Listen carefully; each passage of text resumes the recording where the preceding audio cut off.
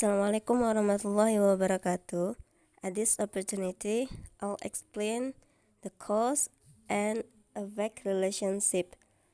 Last week, I've shared the material it's because or because of. Because or because of is part of cause and effect relationship. Well, sebelum kita mempelajari materi because and because of, ada dua hal yang perlu kita ketahui. Yang pertama yaitu sentence atau kalimat, dua phrase atau frasa. Do you remember what is sentence and what is phrase? Sentence pada umumnya atau yang biasa kita kenal dengan kalimat, ya, sentence atau kalimat adalah susunan kata-kata yang membentuk S, P, O, K. Or in English, kalau dalam bahasa Inggrisnya dibagi dua. Yang pertama subject, verb, object, plus adverb. Yang kedua subject, to be, plus noun or adjective. Sebagai contohnya di situ untuk yang memiliki kata kerja yang menggunakan verb, I do my homework. Jadi di situ lengkap, ada subject I do, verb my homework, object, tapi tidak menggunakan adverb ya atau keterangannya. Yang kedua, yang tidak memiliki kata kerja. Contohnya, she is a student. She sebagai subjek, is sebagai to be, a student sebagai noun atau kata benda. Yang berikutnya yaitu phrase. Phrase adalah kata benda, baik dengan penjelas maupun berdiri sendiri. Yang dengan penjelas contohnya the heavy rain, hujan yang lebat. The heavy di situ sebagai adjektif atau penjelasnya. Rain sendiri adalah kata bendanya. Jadi untuk frasa yang di sini adalah frasa yang memiliki penjelasnya adalah the heavy rain. Itu contoh yang pertama. Yang kedua tidak memiliki penjelas, jadi berdiri sendiri, tidak ada penjelasnya. Kalau yang di sebelumnya ada penjelas dengan menggunakan the heavy. Menggunakan tambahan heavy saja di situ ya. The heavy rain. Di situ heavy-nya adalah penjelasnya. Kalau berdiri sendiri berarti cuma kata benda saja. The rain contohnya, hujan. Oke, itu untuk penjelasan kalimat dan frasa. Sekarang untuk because or because of.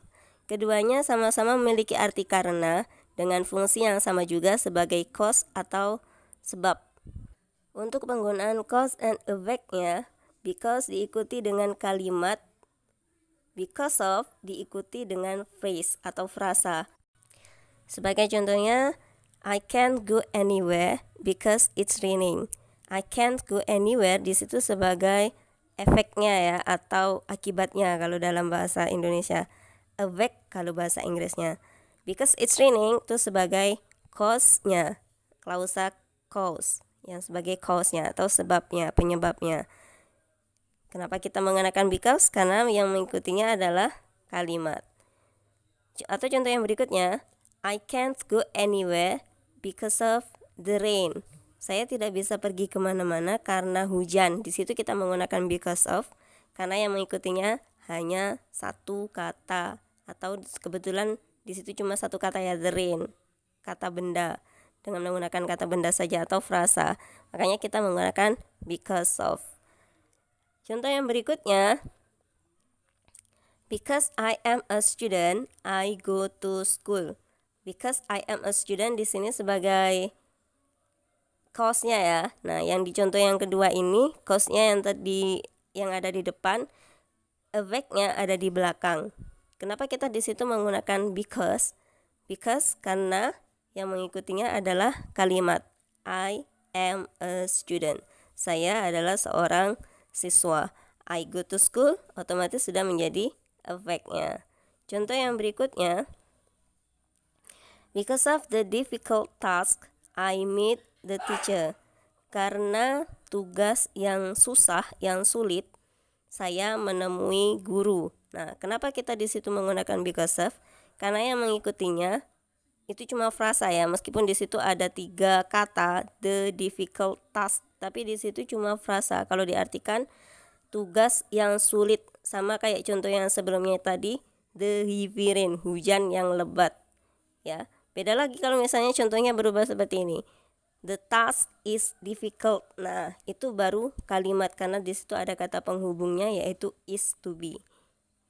Oke, jelas ya.